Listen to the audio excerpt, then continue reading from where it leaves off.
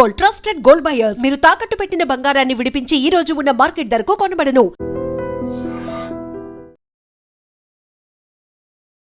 సోనియా గాంధీ తన పౌరసత్వం కంటే ముందే ఓటర్ జాబితాలో పేరు నమోదు కోసం ఫోర్జరీ డాక్యుమెంట్లు సమర్పించారు అంటూ ఢిల్లీలో ఉన్నటువంటి రౌజ్ ఎవెన్యూ కోర్ట్ తనకి నోటీసులని జారీ చేసింది. సడన్గా ఈరోజే సోనియా గాంధీకి నోటీసులు అనేది జారీ చేశారు. జనవరి 6న దానికి సంబంధించి మళ్ళీ విచారణ జరుగుతుంది. కానీ ఏంటి 1983లో తనకి పౌరసత్వం వస్తే అంతకంటే ముందే వీళ్ళు పెళ్లి చేసుకున్న టైంలో ఫస్ట్ కొన్ని రోజులు ఇండియాలో ఉన్నారు, తర్వాత బయటకు వెళ్ళారు. ఎమర్జెన్సీ టైంలో ఇండియాలో లేరు, అసలు పారిపోయారని చెప్తున్నారు ఆ టైంలో. సో ఇప్పుడు జరుగుతున్న దాని ప్రకారం Sonia Gandhi citizenship is in question. ఆమెకు ఎప్పుడు సిటిజన్షిప్ ఇచ్చారు? యూజువల్గా ఎలక్షన్స్ అనగానే ఓటింగ్ దాంతో పాటుగా చూసేది ఏంటంటే సైలెంట్ ఓటర్లు ఉన్నారు, ఎటువైపు ఓటేశారు, యాంటీ ఇన్కంబెన్సీ ఉందా, యూత్ ఎటువైపు ఆలోచించారు, వీటన్నిటితో పాటుగా ఓటర్ లిస్ట్, అందులోనూ కూడా ఫేక్ ఓటర్స్, డూప్లికేట్ ఓటర్స్ వీళ్ళందరూ ఉన్నారు, వాళ్ళందరినీ తీసేయడం అంటే. ఆయన సొంతంగా ఒక ఎంక్వైరీ చేశారు, ఎవరెవరు ఓటేసారో డీటెయిల్స్, ఫామ్ 17 డీటెయిల్స్ ఉంటుంది. తీసి చూస్తే 848 మంది గల్ఫ్ నుంచి వచ్చి ఓటేశారంట. డెడ్ ఓటర్స్ వచ్చి ఓటేశారంట, చనిపోయిన వాళ్ళు. ఇదే ప్రాబ్లం.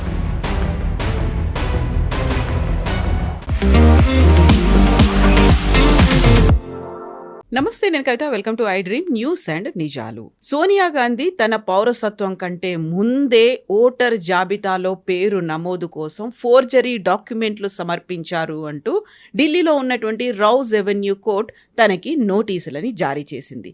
మరోవైపు వెస్ట్ బెంగాల్కి సంబంధించి 54 లక్షల ఓట్లని తొలగించే పనిలో కేంద్ర ఎన్నికల సంఘం ఉంది. ఎందుకని ఇప్పుడు కంప్లీట్గా వెస్ట్ బెంగాల్ మీద ఫోకస్ పెడుతున్న సమయంలోనే సోనియా గాంధీకి సంబంధించినటువంటి ఈ ఫోర్జరీ డాక్యుమెంట్లు ఓటర్ లిస్టులో 1983 కంటే ముందే తన పేరు నమోదు చేయాలి అనేటువంటి ప్రతిపాదన ఎందుకు వచ్చింది? మనతో పాటుగా ఉన్నారు సీనియర్ జర్నలిస్ట్ సురేష్ కొచ్చాతిల్ గారు. సార్ నమస్తే. సార్, మనం ముందు నుంచి ఓటర్ లిస్ట్కి సంబంధించి మాట్లాడుకుంటున్నప్పుడు ప్రతిసారి దొంగ ఓట్ల గురించి మాట్లాడుకుంటున్నాము, లేకపోతే ఫేక్ డాక్యుమెంట్లు పెడుతున్నారన్నాము, రిపీట్ అవుతున్నాయి, డూప్లికేట్ అవుతున్నాయి, చనిపోయిన వాళ్ళ పేర్లు కూడా ఉన్నాయి అనుకుంటున్నప్పుడు సడన్గా ఈరోజే సోనియా గాంధీకి నోటీసులు అనేది జారీ చేశారు. జనవరి 6న దానికి సంబంధించి మళ్ళీ విచారణ జరుగుతుంది. కానీ ఏంటి 1983లో తనకి పౌరసత్వం వస్తే అంతకంటే ముందే ఓటర్ లిస్టులో తన పేరు కోసం ఫోర్జరీ చేశారు, డాక్యుమెంట్లను సమర్పించారని. కేసు ఏంటి అసలు? ఇది ముందు మెజిస్ట్రేట్ కోర్టులో ఈ కేసు వచ్చింది, అప్పుడు సెప్టెంబర్లో అనుకుంటాను. కొట్టిపడేశారు దాన్ని, డివాయిడ్ ఆఫ్ మెరిట్ అని చెప్పి మెజిస్ట్రేట్ కొట్టిపడేశారు. అంటే ఆ టైంలో మనకిప్పుడు కనిపిస్తుంది ఒక హ్యాండ్ రిటన్ ఎలక్టరల్ రోల్ కనిపిస్తుంది. ఆ టైంలో టైప్డ్ 1 ఎక్కువ లేదు, కానీ అది కూడా సబ్మిట్ ఎవరు చేశారో తెలియట్లేదు. వాళ్ళ ఫ్యామిలీలో అందరి పేర్లు ఉన్నాయి దాంట్లో, ఇందిరాగాంధీ నుంచి సంజయ్ గాంధీ, మనేకా గాంధీ అందరి పేర్లు కనిపిస్తున్నాయి దాంట్లో. వీళ్ళు పెళ్లి చేసుకున్న టైంలో ఫస్ట్ కొన్ని రోజులు ఇండియాలో ఉన్నారు, తర్వాత బయటకు వెళ్ళారు. ఎమర్జెన్సీ టైంలో ఇండియాలో లేరు, అసలు పారిపోయారని చెప్తున్నారు ఆ టైంలో. సో ఇప్పుడు జరుగుతున్న దాని ప్రకారం Sonia Gandhi citizenship is in question. ఆమెకు ఎప్పుడు సిటిజన్షిప్ ఇచ్చారు? దానికన్నా ముందు ఆమె ఎలక్టరల్ రోల్లో ఉంటే ఆమె తెలియకుండా వేసారా, తెలిసి చేశారా, ఆమె ఓటు వేసిందా, అది కూడా క్వశ్చన్ ఉంటుంది. కానీ ఇప్పుడు ఇన్ని సంవత్సరాల తర్వాత ఓటు వేసారా లేదనేది తెలియదు అసలు. మనకు దాన్ని కన్ఫర్మ్ చేయడానికి ఏ పరిస్థితుల్లో ఉండదు ఎలక్షన్ కమిషన్ అనమాట. కానీ బిగ్గర్ ఇష్యూ అది కాదు. బిగ్గర్ ఇష్యూస్ ఎలక్టరల్ రోల్స్ గురించి కన్ఫ్యూజన్. ఎందుకంటే రాహుల్ గాంధీ ఓట్ చోరీ అని తిరుగుతున్నప్పుడు, సరే మీ ఫ్యామిలీలోనే ఓట్ చోరీ జరిగిందని చెప్పి రాహుల్ గాంధీ వ్యతిరేకంగా ఒక బాస్కెట్బాల్ లాగా, లేకుంటే ఒక వాలీబాల్ లాగా అటు ఒక బాల్ కొట్టారనమాట. బూమరాంగ్ అవుతుంది అది. ఇట్ బూమరాంగ్ అని చెప్పలేము, కానీ there still no proof. Notice issue చేశారంతే. జరిగిందా లేదా, రోల్స్ ఉండేనా టైంలో లేదా అని మాకు తెలియదు. ఇట్లాంటి ఫ్యామిలీస్ యూజువలీ చాలా కేర్ఫుల్ ఉంటారు ఆ టైంలో, ఎందుకంటే రేపు ఎక్కడని ప్రాబ్లం రావచ్చు అని తెలుసు. కానీ ఎలక్షన్ కమిషన్కి ఇప్పుడు ఆ డేటా ఉందా వాళ్ళ దగ్గర డౌట్. 2002 ఉన్న డేటా వాళ్ళ దగ్గర ఉంది already, but I'm sure they have data of that date also. ఇప్పుడు ఎలక్షన్ కమిషన్ కూడా నోటీస్ ఇష్యూ చేస్తారు, వాళ్ళు రిప్లై ఇవ్వాల్సింది. కానీ పెద్ద ఇష్యూ దీని నుంచి ఏమొస్తుందంటే కవిత గారు, ఇప్పుడు జరుగుతున్న స్పెషల్ ఇంటెన్సివ్ రివిజన్లో ఎంత మటుకు గవర్నమెంట్ దీన్ని సీరియస్గా తీసుకుంటుందని చూడాలి. ఎలక్షన్ కమిషన్ వాళ్ళ పని చేస్తున్నారు. ఫర్ ఎగ్జాంపుల్ కల్కటాలో, వెస్ట్ బెంగాల్లో చాలా మట్టుకు ప్రెషర్ ఎలక్షన్ కమిషన్ మీద పెడుతున్నారు మమతా బెనర్జీ. అది రోల్స్లో ఉండొచ్చు, హౌసింగ్ కాంప్లెక్సెస్లో బూతులు పెట్టడం గురించి ఉండొచ్చు, ఏదైనా ఉండొచ్చు. మన హౌసింగ్ కాంప్లెక్సెస్ బూత్స్ గురించి చూసుకుందాం. ఇప్పుడు ఏం జరుగుతుందంటే యూజువలీ అర్బన్ టౌన్స్లో బయటికి వచ్చి ఎవరు ఓట్ వేయరు ఎక్కువ. పెద్ద పెద్ద కాంప్లెక్స్లు ఉంటాయి, 4000 ఫ్లాట్స్, 400 ఫ్లాట్లు, 800 ఫ్లాట్లు, అట్లాంటిది ఉంటాయి, 1200 ఫ్లాట్లు. సో ఎలక్షన్ కమిషన్ ఏం ప్రపోజ్ చేశారంటే ఢిల్లీ ఎలక్షన్స్లో వీళ్ళు హౌసింగ్ కాంప్లెక్సెస్లో బూత్లు పెట్టినప్పుడు, ఎందుకంటే అక్కడ ఎట్లయినా మినిమం 1000 మెంబర్స్ ఉంటారు, 1000 కాదు 5000 కూడా ఉంటారు ఓటర్స్. సో 2-3 బూత్లు పెట్టచ్చు ఈజీగా. అక్కడ పెట్టినప్పుడు ఢిల్లీలో 15% ఎలక్ట్రల్ ఓటింగ్ పెరిగింది, which is the big thing. ఎందుకంటే వాళ్ళ కాంప్లెక్స్లోనే ఓటింగ్ ఉంది, ఈజీగా దిగొచ్చి పైనుంచి మీరు లిఫ్ట్లో వచ్చి ఓటేసి మీరు వెళ్ళిపోవచ్చు ఇంటికి. ఇది బయటికి వెళ్ళి బూత్లు వెళ్ళి అక్కడ లైన్ నిలబడి ఓట్ చేయడం చాలామంది చేయరు. అండ్ ఎస్పెషలీ కొంచెం ఎల్డర్లీ పీపుల్ ఉంటారు, వాళ్ళు వీల్ చైర్లో ఉంటారు, వాళ్ళకి యాక్సెస్ ప్రాబ్లం ఉంటుంది, స్కూల్స్ కానీ పక్కనున్న గవర్నమెంట్ ఆఫీస్ కానీ. సో ఇదొకటి. ఇది జరుగుతున్నప్పుడు ఈ సోనియా గాంధీ ఎపిసోడ్ వచ్చిన కనెక్షన్ ఎక్కడ వస్తుందంటే ఎలక్ట్రల్ రోల్స్ రివిజన్లో కూడా చాలా మట్టుకు అవకతవకలు ఉన్నాయని చెప్పి తెలిసిపోయింది ఇప్పుడే. ఎట్లా అంటే ఇది ప్రోజనీ మ్యాపింగ్ అని చేస్తున్నారు ఇప్పుడు ఎలక్షన్ కమిషన్. బహుశా దీనికన్నా ముందు కూడా మనం మాట్లాడాం దీని గురించి. 2620 పోలింగ్ బూత్ల్లో వెస్ట్ బెంగాల్లో ఒక్క మనిషి కూడా చనిపోలేదు 23 సంవత్సరాల్లో. ఒక్క మనిషి కూడా అక్కడి నుంచి మారిపోలేదు, అక్కడ ఉన్నారు అందరు. ఒక్క డూప్లికేట్ ఓటర్ కూడా లేరు. This is not possible. ఆ టైంలో 82 సంవత్సరాలు ఉన్న ముసలోళ్ళు ఉంటారు, ఓల్డ్ ఎల్డర్లీ పీపుల్ ఉంటారు. వాళ్ళు ఇప్పుడు 23 సంవత్సరాలు, వాళ్ళ ఏజ్ విల్ బి 105 or 106. వాళ్ళు బతుకున్నారంటే బెస్ట్, బ్యూటిఫుల్, వెరీ గుడ్. బహుశా Guinness book of world records కూడా వెళ్ళొచ్చు అది. వెస్ట్ బెంగాల్లో ఇంత హైయెస్ట్ నెంబర్లో ఉన్నారు అని అంటే అదే పాయింట్ అన్ని బూత్స్లో ఉండాలి. ఈ 2600 బూత్స్ ఎందుకు వచ్చింది? అది కూడా వన్ పర్టికులర్ జాగ్రఫికల్ ఏరియాలో. సో ఎలక్షన్ కమిషన్ దాన్ని మళ్ళీ అనలైజ్ చేస్తున్నారు. వెస్ట్ బెంగాల్లో కవిత గారు, నేను మీకు ఒక ఎగ్జాంపుల్ ఇస్తాను. ఎందుకంటే చాలా మట్టుకు absentee voters, dead voters and permanently shifted voters ఒక స్టేటస్ ఉంటుంది. సో నేను చూసే డేటా ప్రకారం, నా దగ్గర ఉన్న లేటెస్ట్ ఎలక్షన్ కమిషన్ డేటా నుంచి నేను కోట్ చేస్తున్నాను అనమాట. How many are dead, how many are alive అని చెప్పి వాళ్ళు కల్కటాలో, with in Calcutta they have brought out a figure అన్నమాట. దీనికి కూడా మనం చూడాల్సింది, ఎందుకంటే స్పెసిఫిక్గా కల్కటాలో ఈ పర్టికులర్ పోలింగ్ బూత్స్లో చాలా మట్టుకు ఎలక్షన్ కమిషన్ ఏం చెప్తున్నారంటే ఆల్మోస్ట్ 23% నుంచి 33% దాకా ఓటర్స్ కనిపించట్లేదని చెప్పి. కనిపించట్లేదు, దే ఆర్ మిస్సింగ్. అంటే వాళ్ళు ఫామ్స్ ఇవ్వడానికి వెళ్ళారు, ఫామ్స్ తీసుకోలేదు, ఎవరో తీసుకున్నారు కానీ రిటర్న్ చేయట్లేదు forms. I will give an example. ఇది mainly Calcutta north and Calcutta south Lok Sabha constituencies. దీంట్లో జోరసంకో అని చెప్పి ఒక కాన్స్టిట్యున్సీ ఉంది. దాంట్లో 195,000 మంది ఓటర్స్ ఉన్నారు as per 2024 electoral roles, last Lok Sabha election. ఇప్పుడు ఈ ఎస్ఐఆర్ చేసినప్పుడు 72,000 మంది కనిపించట్లేదు. 72,000 ఓటర్స్ ఆర్ మిస్సింగ్. 1,97,000 నుంచి 70,000 ఆలోచించండి. దట్ ఈస్ 36.4% ఓటర్స్ లేరు. ఎక్కడికి వెళ్ళారు? Absent, dead, permanently shifted. ఈ 3 రీజన్స్ ఉండొచ్చు. నెక్స్ట్ చౌరంగి, 2,10,000 మంది ఓటర్స్ ఉన్నారు. దాంట్లో 73,674 మంది కనిపించట్లేదు. ఆలోచించారు ఎంత figure. Almost like 1/3 of the total voter percentage. సడన్గా మిస్ అయ్యారా, వానిష్ అయిపోయారా? వెస్ట్ బెంగాల్ వైపు అటు మన బంగ్లాదేశ్ వైపు పారిపోయి ఉంటారు. కాశీపూర్ ఆ ఏరియాలో 2,22,53 కనిపించట్లేదు. కోల్కతా పోర్ట్లో 2,40,000. అన్నీ యూఆర్ సీయింగ్ కంప్లీట్. రాజ్బిహారీలో 2,02,000, 43,000 కనిపించట్లేదు. ఎక్కడికి వెళ్ళారు వీళ్ళు? ఇది పెద్ద క్వశ్చన్. దానికే ఇక్కడ ఇచ్చిన దానికి కూడా ఉన్న వాళ్ళకి వచ్చిన డిజిటైజ్ డేటాలు కూడా ఎలక్షన్ కమిషన్ అనలైజ్ చేస్తే ఏం చెప్తున్నారంటే దీంట్లో కూడా చాలా మటుకు డౌట్ఫుల్ కేసెస్ ఉన్నాయి. అది ఏంటి డౌట్ఫుల్ కేసెస్ అది చూస్తున్నారు అనమాట. ఒకటి ప్రోజనీ మ్యాపింగ్ అంటారు. అది వెస్ట్ బెంగాల్లో స్పెషలీ చేస్తున్నారు, ఎందుకంటే చాలా డౌట్ఫుల్ కేసెస్ ఉన్నాయి అక్కడ. ఇప్పుడు ఉన్న ఎలక్షన్ కమిషన్ దగ్గర డేటా మీరు చెప్పినట్లని నిన్న వచ్చిన డేటా ప్రకారం 54 లక్షల మంది కొత్త ఓటర్ లిస్టులో 11వ తారీఖు ఫ్రీజ్ చేసిన ఓటర్ లిస్టులో ఉండరు. ఈ నంబర్ పెరగొచ్చు. బీహార్ గుర్తుపెట్టుకోండి, 64 లక్షల మంది went out of the rolls. West బెంగాల్లో కూడా అదే జరగవచ్చు. That is why Mamata Banerjee is panicking.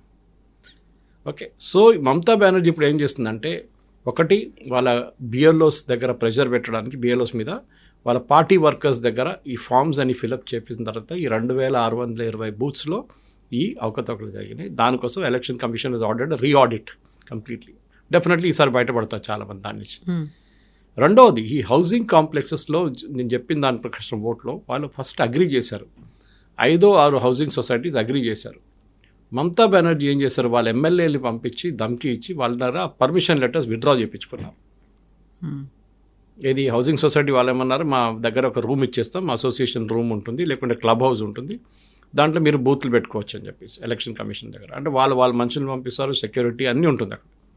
ఇప్పుడు అన్నీ విత్డ్రా చేసుకున్నారు. సో ఎలక్షన్ కమిషన్ కూడా చెప్పారు వీళ్ళకి ఇంట్రెస్ట్ లేదు, నాకేం పోయింది, వీళ్ళు విత్డ్రా ఇట్ అని చెప్పారు. సో ఆమె భయం చూడండి, ఎందుకంటే ఎడ్యుకేటెడ్ పీపుల్ ఉంటారు హౌసింగ్ కాంప్లెక్సెస్లో చాలా మట్టుకు, వాళ్ళు ఓట్లు వేయకూడదు, వాళ్ళు ఓట్లు వేస్తే మమతా బెనర్జీకి డేంజర్.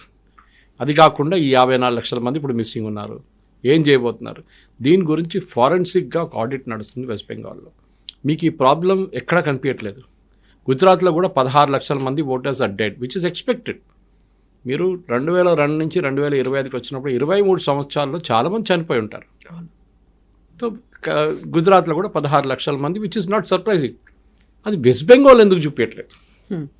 ఇంత 54, ఫర్ ఎగ్జాంపుల్ 34 లక్షల మంది ఆధార్ కార్డ్ డీయాక్టివేట్ చేశారు వెస్ట్ బెంగాల్. మనం బహుశా ఇంకా ముందు చెప్పాను నేను ఈ డేటా. 34 లక్షల మంది ఆధార్ కార్డ్ డీయాక్టివేట్ చేశారు, ఎందుకు? చనిపోయారని చెప్పి. అదెందుకు చేశారు? Unique identification authority of India అంటే ఈ ఆధార్ కార్డ్ ఇష్యూ చేసే అథారిటీ ఎందుకు చేశారంటే, ఆ కార్డులు ఎవరో వాడుకుంటున్నారు, చనిపోయిన వాళ్ళు లేచి వచ్చి ఓటేస్తున్నారు అక్కడ. ఓటు కొట్టే కాదు, సిమ్ కార్డు తీసుకుంటున్నారు, which is very dangerous. SIM card activation చేయించుకుంటున్నారు, రేషన్ కార్డు అప్లై చేస్తున్నారు, దాంతోనే రేషన్ తీసుకుంటున్నారు బయోమెట్రిక్ పెట్టకుండా. సో ఎవరో యూజ్ చేస్తున్నారని చెప్పి చాలా కార్డ్స్ దాంట్లో యూజ్ చేస్తే దాన్ని డీయాక్టివేట్ చేసి పడేస్తారు. ఇప్పుడు దాని నుంచి బయోమెట్రిక్ ట్రై చేస్తే వర్క్ కాదు ఇప్పుడు, బికాజ్ పర్సన్ ఫింగర్ ప్రింట్ ఉండదు కదా వాళ్ళది. కానీ ఇంకా చాలా పనులు ఉన్నాయి. ఈ 34 లక్షల మంది కూడా యాడ్ చేస్తే వెస్ట్ బెంగాల్ ఫిగర్ బహుశా 78 లక్షల దాకా వెళ్ళొచ్చు ఓటర్స్. కొత్త ఓటర్ లిస్టులో 8 లక్షల మంది ఉండరు. ఇది మమతా బెనర్జీకి పెద్ద ఒక థ్రెట్. దానికోసం ఆమె చాలా మటుకు ట్రై చేసింది ఆపడానికి, కానీ ఎలక్షన్ కమిషన్ చాలా టఫ్గా ఉండే. వాళ్ళు చాలా క్లియర్గా చెప్పారు, we will do it our own way. కోర్టుకి వెళ్ళారు, కోర్టు కూడా పట్టించుకోలేదు. హియరింగ్ ఉంది కానీ అప్పుడు దాకా ఈ లిస్ట్ అంతా బయటకు వచ్చేస్తుంది. కవిత గారు దీంట్లో సోనియా గాంధీ కేసు చెప్పినప్పుడు కూడా ఇట్లాంటి కేసెస్ యూపీలో ఒక కేసు మొన్న బయటపడింది, మీరు చదువుంటారు పేపర్లో.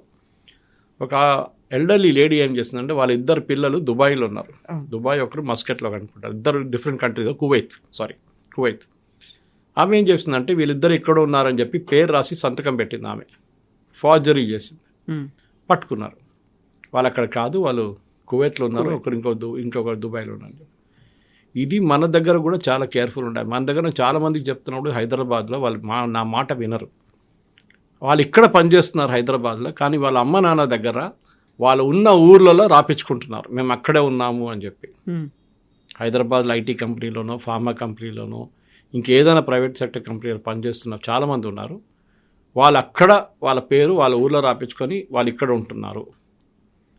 ఇక్కడ ఎస్ఐఆర్ రాబోతుంది, దీని తర్వాత ఎస్ఐఆర్ వస్తుంది. మన లోకల్ బాడీ ఎలక్షన్స్ అయిపోయిన తర్వాత, సర్పంచ్ల ఎలక్షన్, ఎంపీటీసీ జడ్పీటీసీ అయిపోయిన తర్వాత ఇక్కడ ఎస్ఐఆర్ స్టార్ట్ అవుతుంది తెలంగాణలో. ఆ టైంలో వీళ్ళ అమ్మగారు నాన్నగారు అట్లా డీటెయిల్స్ రాసి సంతకం పెడితే criminal case will be filed against them. మీరు ఎక్కడున్నారో లాస్ట్ 6 నెలలు మీరు అక్కడే ఓటేయాలి, మీరు ఇంకో ప్లేస్కి వెళ్ళి ఓటేయకూడదు. And this is there. ఇది ఇంగ్లీష్లో కూడా చెప్పాలంటే చాలామంది నాకు ఇప్పుడు కూడా గుర్తున్నాను, 2019 ఎలక్షన్, 2014 ఎలక్షన్లో నేను హైటెక్ సిటీ బయట, మైండ్ స్పేస్ బయట టేబుల్ వేసుకొని ఇంకొక ఆర్గనైజేషన్ ఉన్నారు, జే చౌదరి గారు ఉన్నారు. ఆ టైంలో ఆయన ఆర్గనైజేషన్, జే చౌదరి గారు ఆర్గనైజ్ చేశారు ఇదంతా. లెట్స్ ఓట్ అని చెప్పి క్యాంపెయిన్ ఉండే. ఆ టైంలో క్యాంపెయిన్ నడిపించాం మేము.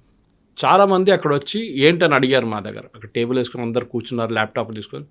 ఇట్లా ఎలక్ట్రల్ ఓటర్, అరే హమారాతో కలకత్తా మే, హమారాతో బీహార్ మే హే, మేము యూపీ నుంచి, మేము ఢిల్లీ నుంచి, ముంబై నుంచి అని చెప్తున్నారు, కొంతమంది చెన్నై నుంచి. మేము చెప్పాము, యూ కాంట్ ఓట్ దేర్. మీరు ఇక్కడ ఉన్నారు 5 సంవత్సరాల నుంచి ఇక్కడే ఉన్నాం, ఇల్లు తీసుకున్నాం, ఇక్కడ కొనుక్కున్నాం, అపార్ట్మెంట్లో ఉంటున్నాం, కానీ ఓటు అక్కడే ఇస్తున్నారు, విచ్ ఇస్ రాంగ్ థింగ్. ఈ కల్కటా ఇప్పుడు జరిగిన దాంట్లో కల్కటాలో మేము ఇప్పుడు చెప్పిన ఫిగర్స్లో చాలా మటుకు అట్లాంటి వాళ్ళు ఉన్నారు. అందులో వాళ్ళ కోసం స్పెషల్ బస్సులు ట్రైన్లను పెట్టేసి టికెట్లు కొని పంపించి ఆంధ్ర తీసుకెళ్తుంటారు వైపు కదా. ఉంటారు కదా, చాలా మంది వెళ్తారు కదా. అది ఆపాల్సిన టైం వచ్చింది. సో ఎస్ఐఆర్ టైంలో లాస్ట్ టైం అదొక మంచి గేమ్ ఆడారు ఎలక్షన్ కమిషన్. ఆంధ్ర తెలంగాణ ఒకటే రోజు ఓటింగ్ పెట్టారు. అవును. ఎక్కడ ఓటేస్తారు మీరు? ఎక్కడ ఓటేస్తారు అక్కడే వేయండి మీరు, 2 చోట్ల వేయలేరు. ఇప్పుడు డూప్లికేట్లు కూడా తీసేస్తారు, ఎందుకంటే ఇప్పుడున్న ఎస్ఐఆర్లో డూప్లికేట్స్ బయటకు వచ్చేస్తుంది ఈజీగా. అది కాకుండా they have a secondary way of checking up. వాళ్ళు ఏం చెక్ చేస్తారంటే ఎంప్లాయర్ డేటాబేస్ తీసుకుంటారు. For example me EPF database తీసుకోవచ్చు, మీరు ఎక్కడ పనిచేస్తున్నారో వాళ్ళకి తెలిసిపోతుంది. ఇది సెకండరీ చెక్ అంటారు దీన్ని. బహుశా అది తెలంగాణలో ఉండకపోవచ్చు, వెస్ట్ బెంగాల్లో నడుస్తుంది. అది గవర్నమెంట్ డేటాబేస్ యూజ్ చేస్తారు. మీ పాస్పోర్ట్ ట్రాకింగ్ చేస్తారు. ఇప్పుడు యూపీలో జరిగిన దానికి పాస్పోర్ట్ ట్రాకింగ్తో తెలిసింది వాళ్ళకి. ఎవరో కంప్లైంట్ చేశారు ఇట్లా వీళ్ళిద్దరు ఇక్కడ లేరంటే they check with the passport control and they told that these people left India about almost 1 సంవత్సరం ముందు అక్కడికి వెళ్ళారు, ఇండియాలో లేరు ఇప్పుడు. మీరు ఆ టైంకి వచ్చి ఓట్ వేయొచ్చా అంటే ఎస్ వేయొచ్చు, కానీ మీరే అప్లై చేయాలి దానికి. అబద్ధం చెప్పకూడదు, we are not here we are there అని చాలా క్లియర్గా చెప్పాల్సి వస్తుంది. ఫైనల్ డిసిషన్ బిఎల్ఓ దగ్గర ఉంటుంది. ఇది చాలా స్టేట్స్లో జరుగుతుంది. ఎందుకంటే మనం చూసిన ఇప్పుడు బెంగాల్ వాళ్ళు ఇక్కడ ఉంటారు హైదరాబాద్లో, వాళ్ళు ఎక్కడ ఓటేస్తారు, వాళ్ళ ఊర్లోనే ఇస్తారు, వాళ్ళు ఇక్కడ వేయరు. ఎందుకంటే మేము వచ్చాం 3 నెలలు ఉంటాం 4 నెలలు ఉంటాం వెళ్ళిపోతామని చెప్తారు, విచ్ ఈజ్ అండర్స్టాండబుల్. ఈ మైగ్రెంట్ లేబరర్స్ అంటాం వాళ్ళని మనం. మైగ్రెంట్ లేబరర్స్ ఇవాళ ఉంటారు రేపు వెళ్ళిపోతారు, కానీ పర్మనెంట్లీ షిఫ్టెడ్ అదే ఒక కేటగిరీ. పర్మనెంట్లీ మైగ్రేటెడ్ అంటారు వాళ్ళని, అంటే బీహార్ నుంచి ఆపర్చునిటీస్ లేకుండా బయటికి వచ్చి హైదరాబాద్, బెంగళూరు, చెన్నై లాంటి ప్లేస్, కేరళలో వచ్చి వాళ్ళు అక్కడ ఉండిపోతున్నారు. వాళ్ళకి అక్కడ ఓటే. కానీ చెన్నైలో ఒక ప్రాబ్లం వచ్చింది, తమిళనాడులో స్పెషల్లీ. స్టాలిన్ ఏమంటున్నాడు, వీళ్ళని అక్కడ ఎన్రోల్ చేయకూడదంట. బీహారీ వాళ్ళని తమిళనాడు రోల్స్లో బీజేపీ వాళ్ళు ఎన్రోల్ చేస్తున్నారని చెప్పి అలిగేషన్ చేశారు. వాళ్ళకి రైట్ ఉందండి ఎన్రోల్ చేసుకోవడానికి, వాళ్ళు అక్కడే పనిచేస్తున్నారు, వాళ్ళు ఎన్నో సంవత్సరాల నుంచి అక్కడే ఉన్నారు. కానీ స్టాలిన్ ఏమంటున్నారంటే వాళ్ళు బీజేపీకి ఓటేస్తారు, దానికోసం వాళ్ళని తమిళనాడు ఓటర్ లిస్టులో పెట్టలేము. అది ఎట్లయితుందండి? రేపు తమిళనాడు నుంచి ఢిల్లీకి వెళ్ళి కొంతమంది పనిచేస్తుంటారు. అవును. లేకుంటే తమిళనాడు నుంచి ముందు కేరళకు చాలామంది వెళ్తుండే వర్క్ కోసం, లేబర్ కోసం, మేస్త్రీలు, స్కిల్డ్ వర్కర్స్. వాళ్ళని కూడా ఇదే డైలాగ్ కొట్టచ్చు కదా, అక్కడ వెళ్తే మీరు అక్కడ కూడా ఓటేయకూడదు. సో బ్రాడ్ పారామీటర్స్ ఏంటంటే కవిత గారు, మన ప్రేక్షకులు అర్థం చేసుకోవాల్సింది, ఎస్ఐఆర్ వస్తున్నప్పుడు మన దగ్గర ఇంకో 2 నెలలు వస్తుంది, మీరు ఎక్కడున్నారో అక్కడే మీరు ఓటేయాలి. రెండవది, మీరు ఎస్ఐఆర్లో మీ క్లియర్గా ప్రాజనీ మ్యాపింగ్ చేయాల్సి వస్తుంది. దాన్ని మన కొన్ని ప్లేసెస్ వచ్చి ఆపేశాను నేను. ప్రాజనీ మ్యాపింగ్ అంటే ఏంటి? ప్రాజనీ అంటే పిల్లలు. మీ అమ్మ నాన్నగారు 2002 ఓటర్ లిస్ట్ ఉంటే మీరు కూడా ఆ ఓటర్ లిస్ట్లో 2025 ఎస్ఐఆర్ లిస్ట్లో మీరు వస్తారు ఆటోమేటిక్గా. మీరు ప్రూవ్ చేస్తారు, మీరు మా అమ్మగారు నాన్నగారు ఇది పేరు సర్టిఫికేట్ ఏదని చూపిస్తారు. వాళ్ళు లేకుంటే, ఆ లిస్ట్లో వాళ్ళు లేకుంటే మీకు ప్రాబ్లం అవుతుంది. వాళ్ళు ఎక్కడున్నారు? బహుశా మీరు చెప్తారు వాళ్ళు మహారాష్ట్రలో ఉన్నారు ఆ టైం. వీళ్ళు మహారాష్ట్ర లిస్ట్ తీస్తారు, ఆ పేరు ఉందా అని చూస్తారు ఎక్కడెక్కడైనా. ఆ పేరు అక్కడ కనిపించకపోతే ఏం చేస్తారు? వీళ్ళ అమ్మ నాన్న దగ్గర అడుగుతారు, వాళ్ళు బతుకుంటే ఇప్పుడు మీరు అక్కడ ఉన్నారా, ఎక్కడ ఉన్నారా, ఈ డేట్లో 2002లో మీరు ఎక్కడ ఉన్నారు? మాకు తెలియదండి, మాకు గుర్తులేదు, మా మెమరీ పోయిందంటారు వాళ్ళు కొంతమంది. All possible.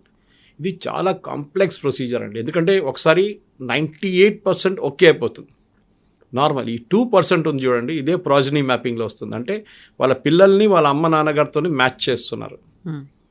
ఇది బంగ్లాదేశ్ వాళ్ళకి పెద్ద థ్రెట్. 2002లో బంగ్లాదేశ్ తర్వాత బంగ్లాదేశ్ నుంచి వచ్చిన వాళ్ళు ఆ లిస్ట్లో కనిపించారు మీకు, వాళ్ళు ఓట్లు కాదు. అప్పుడు ఆటోమేటిక్లీ వాళ్ళు డిలీట్ అయిపోతారు. వాళ్ళ పిల్లలు ఇక్కడ ఉన్నారనుకోండి, they can not also do it. మొన్న ఇంకొక చాలా స్ట్రేంజ్ కేసు జరిగింది వెస్ట్ బెంగాల్లో, యూపీలో అనుకుంటాను. ఈయనేం చేశారంటే, ఒక ఆయన బంగ్లాదేశ్ నుంచి వచ్చి ఒక అమ్మాయిని పెళ్లి చేసుకున్నాడు వెస్ట్ బెంగాల్లో. పెళ్లి చేసుకొని ఎస్ఐఆర్ వస్తున్నప్పుడు చూసి ఏం చేశారంటే ఆధార్ కార్డు తయారు చేయించుకున్నాడు. ఎవరి పేరు మీద? ఆయన వైఫ్ పేరు మీద, వైఫ్ ఫాదర్ పేరు మీద, వాళ్ళ ఫాదర్ అని చెప్పేసి ఆధార్ కార్డు తయారు చేసుకున్నాడు. సో బిఎల్లో వచ్చినప్పుడు ఈ male member husband and wife ఇద్దరికి ఒకటే ఫాదర్. అవును. అది ఎట్లా అవుతుందండి? వాళ్ళు సిబ్లింగ్స్ అయిపోయారు. సిబ్లింగ్స్ అయిపోయారు, పట్టుకున్నారు. సో ఆటోమేటిక్లీ ఫాదర్లో చెప్పాడు వీడు దొంగ నంబర్ 1, వీడు నేను అసలు నేను ట్రస్ట్ చేయను, ఈజ్ ఫ్రమ్ బంగ్లాదేశ్, మీరు తీసేసేయండి రోల్ నుంచి. Immediately he was removed from the rolls and he was asked to go and deport చేసేసారు అక్కడి నుంచి. ఈ ఎంటైర్ ఎక్సర్సైజ్ ఇంకొక 11 రోజుల్లో, ఆమె 11వ తారీఖు అయిపోతుంది. దాని తర్వాత ఇంకో 4-5 రోజులు ఉంటాయి. దాని తర్వాత Form 6లో అప్లై చేయొచ్చు. ఎవరైనా వాళ్ళ పేర్లు మిస్సింగ్ ఉంటే Form 6లో అప్లై చేసి దాన్ని ఒక హియరింగ్ ఉంటుంది బిఎల్ఓ లెవెల్లో. ఆయన అడుగుతాడు బేసిక్ ప్రూఫ్, మీరు ఎక్కడ ఉన్నారు ఇన్ని రోజులు, ఎందుకు అప్లై చేయలేదు, కొన్ని ప్రశ్నలు అడుగుతారు. దాని తర్వాత మీకు ప్రూఫ్ అడుగుతారు. ప్రోజనీ మ్యాపింగ్ చేస్తారు. మీ నాన్నగారు అమ్మగారు పేరు చెప్పండి, అక్కడి నుంచి మనం లింక్ చేసుకుంటూ పోదామని చెప్పి. ఎంటైర్ ఎక్సర్సైజ్లో కవిత గారు ప్రతి స్టేట్లో, గుజరాత్ లాంటి స్టేట్లో ఇప్పుడు 16 లక్షల మంది చనిపోయారంటే అన్ని డూప్లికేట్లు తీస్తే అక్కడ కూడా మీకు 40-45 లక్షల మంది బయటపడతారు. వెస్ట్ బెంగాల్లో 70 దాకా వెళ్తుంది. ప్రతి స్టేట్లో ఈ ప్రాబ్లం రాబోతుంది, ఎస్పెషలీ బిగ్గర్ స్టేట్స్. లక్షద్వీప్ కానీ, గోవా కానీ, పాండిచేరి, పుదుచ్చేరి ఇలాంటి దాంట్లో చిన్నగా ఉంటుంది amount, numbers will very small proportionately. కానీ బిగ్గర్ స్టేట్స్లో రాజస్థాన్ కానీ, మధ్యప్రదేశ్ కానీ, మహారాష్ట్ర, ఉత్తరప్రదేశ్ ఇట్లాంటి states there be big numbers. ఇది ఎస్ఐఆర్ నేను నా అంచనా, నాకు ఒక కండిషన్ ఏంటంటే SIR should be done every 5 years. అది కాన్స్టిట్యూషన్లో మార్పు తీసుకురావాల్సిందే మోదీ గవర్నమెంట్. డెఫినెట్గా every 5 years 1 SIR should be held. ఈ ప్రాబ్లం ఎక్కడ వచ్చిందంటే 22-23 సంవత్సరాల నుంచి ఎస్ఐఆర్ చేయలేదు. ఐ థింక్ లాస్ట్ టైం చేసింది వాజ్పేయి గారు ఎరాలో చేశారనుకుంటా. దాని తర్వాత జరగలేదు. 2002 అనుకుంటాను, ఆ తర్వాత జరగలేదు ఇప్పుడు దాకా. సో యూ కెన్ ఇమాజిన్, దానికన్నా ముందు 5 సార్లు జరిగింది, 4 సార్లు జరిగింది. I think total 5 till Vajpayee జరా 2002 దాకా. దాని తర్వాత ఎందుకు చేయలేదు ఎవరికి తెలియదు. అప్పుడున్న ఎలక్షన్ కమిషనర్స్ దగ్గర అడగాల్సింది, మీరు ఎందుకు చేయలేదు? 2010లో చేయొచ్చు కదా, 2010 దే కూడా డన్, చేయలేదు. 2015లో చేయొచ్చు కదా, చేయలేదు. 2020 కోవిడ్ వచ్చిందంటారు, అండర్స్టాండబుల్. మళ్ళీ దాని తర్వాత ఇప్పుడు మొదలుపెట్టారు. దీంతో పాటు నెక్స్ట్ రాబోతుంది census, and that is where it is going to get very interesting. ఎందుకంటే సెన్సస్ డేటా అనేది చాలా డీప్ డైవ్ డేటా ఉంటుంది. మీది పేరు, మీరు అడ్రస్ ఒకటే కాకుండా చాలా మటుకు ఎక్స్ట్రా డీటెయిల్స్ అడుగుతారు వాళ్ళు. అండ్ ఈసారి క్యాస్ట్ కూడా అడుగుతున్నారు. బ్యాక్గ్రౌండ్ అంతా తెలిసిపోతుంది. ఈ డేటా ఎలక్షన్ కమిషన్ మ్యాచ్ చేసుకుంటారు. ఇది హోమ్ మినిస్ట్రీ దగ్గర నుంచి ఉంటుంది, ఇది సిటిజన్షిప్ డాక్యుమెంట్ లాగా ఇటువైపు ఎలక్షన్ కమిషన్ చెక్ చేసుకుంటారు. ఈ 2 చెక్ చేసినప్పుడే ఇదంతా బయటపడుతుంది. And definitely next 15 days going to be very interesting. నేనైతే డైలీ డేటా చెక్ చేస్తున్నాను.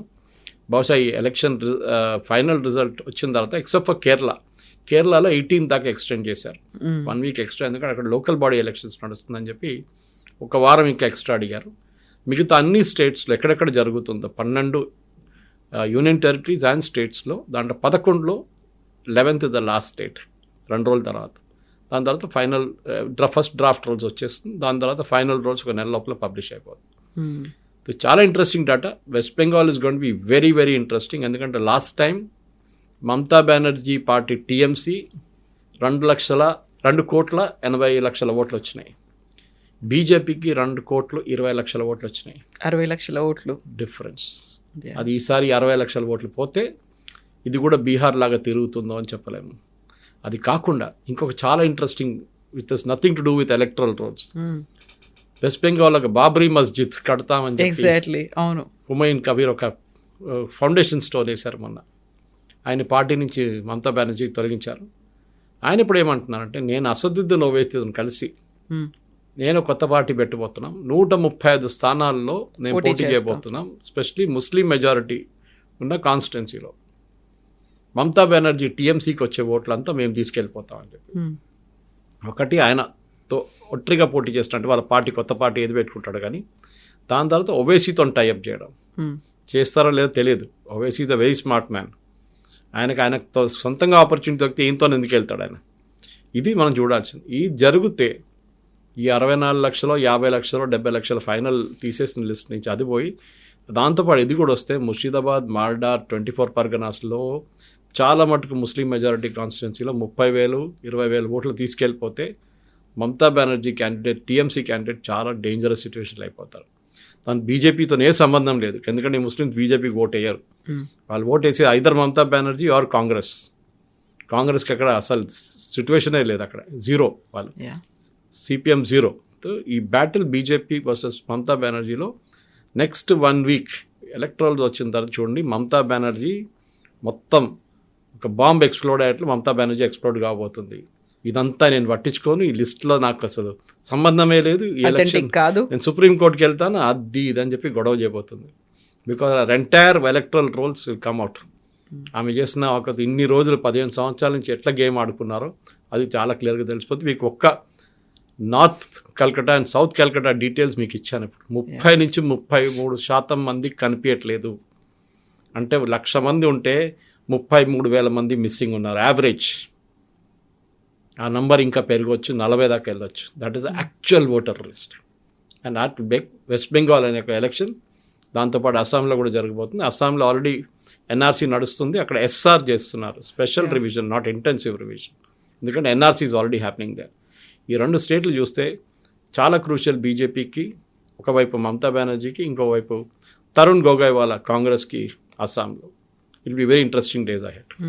యూజువల్గా ఎలక్షన్స్ అనగానే ఓటింగ్ దాంతో పాటుగా చూసేది ఏంటంటే సైలెంట్ ఓటర్లు ఉన్నారు, ఎటువైపు ఓటేశారు, యాంటీ ఇన్కంబెన్సీ ఉందా, యూత్ ఎటువైపు ఆలోచించారు, వీటన్నిటితో పాటుగా ఓటర్ లిస్ట్, అందులోనూ కూడా ఫేక్ ఓటర్స్, డూప్లికేట్ ఓటర్స్ వీళ్ళందరూ ఉన్నారు, వాళ్ళందరినీ తీసేయడం అంటే అదే చాలా క్రూషియల్ అవ్వబోతోంది వీటన్నిటికంటే కూడా. కరెక్ట్. చాలా ఇంట్రెస్టింగ్ కవిత గారు. అది మీరు ఆ ప్రాసెస్లో ఇన్వాల్వ్ అయిపోతే మీరు కూడా ఎక్సైట్ అయిపోతారు. ఎందుకంటే ఎట్లా ఇన్ని రోజులు ఎట్లా నడిచింది ఇదంతా ఆలోచిస్తారు మీరు. అంటే ఇన్ని రోజులు ఇట్లా చేశారు ఇదంతా. ఇన్ని రోజులు ఇప్పుడు కేరళలో చూడండి, the local body elections is happening. అక్కడ 16% మంది కనిపించట్లేదంట. లోకల్ బాడీ ఎలక్షన్స్ నడుస్తుంది. అవును, విలేజ్ ఈజ్ యూనిట్. అక్కడ లోకల్ బాడీ అంటే విలేజ్ లోనే ఉంటుంది. 16% పీపుల్ ఈ నడుస్తున్న ఎలక్షన్లోనే మిస్సింగ్ ఉన్నారు as per latest SIR of Kerala. అంటే ఇప్పుడు నడుస్తున్న ఎలక్ట్రల్ రోల్ ఇస్ ఫేక్. దానికోసం పినరాయి విజయన్ ఎలక్షన్ దానికన్నా ముందు చేపించారు. సుప్రీంకోర్టుకి వెళ్ళినప్పుడు ఎలక్షన్ కమిషన్ ఏం చెప్పారంటే, రోల్స్ వస్తుంది, మీరు 11వ తారీఖు దాకా మేము రోల్స్ పబ్లిష్ చేస్తామని చెప్పి పినరాయి విజయన్ సుప్రీంకోర్టు దగ్గర రిక్వెస్ట్ పెట్టి వారం పోస్ట్పోన్ చేపించారు 18th. సో ఈ 20th దాకా పేర్లు బయటకు వచ్చి అప్పుడు దాకా లోకల్ బాడీ ఎలక్షన్స్ అయిపోతుంది. వీళ్ళు లేరురా బాబు అంటే అప్పుడు ఇంట్రెస్టింగ్ ఏంటంటే, అప్పుడు ఓట్ చేసిన వాళ్ళు ఈ కొత్త SIR లిస్ట్ వచ్చిన వాళ్ళని కంపేర్ చేస్తే ఎంతమంది చనిపోయిన వాళ్ళు వాళ్ళ గ్రేవ్స్ నుంచి బయటకు వచ్చి ఓటేసి వెళ్ళారని తెలిసిపోతుంది. కేసు ఉంది కేరళ హైకోర్టులో. Kerala BJP state president, ex president K. Surendran, దీనికన్నా ముందు 3 ఎలక్షన్ల ముందు ఆయన కాసర్గోడ్ నుంచి దగ్గర నీలేశ్వరం అని చెప్పి ఒక అసెంబ్లీ కాన్స్టిట్యున్సీ ఉంది, అక్కడి నుంచి పోటీ చేయొచ్చు. Very close to Karnataka. చాలామంది కన్నడ మాట్లాడతారు అక్కడ. Even Surendran speaks good Kannada. ఆ కాన్స్టిట్యున్సీలో ఆయన 82 ఓట్లతో ఓడిపోయాడు అసెంబ్లీ ఎలక్షన్లో. 82 ఓట్స్తో 82 ఓట్స్ ఓటినప్పుడు ఫస్ట్ రీకౌంట్ ఉంటుంది. రీకౌంట్ చేసినప్పుడు కూడా అంతే నెంబర్ ఉండిపోయింది.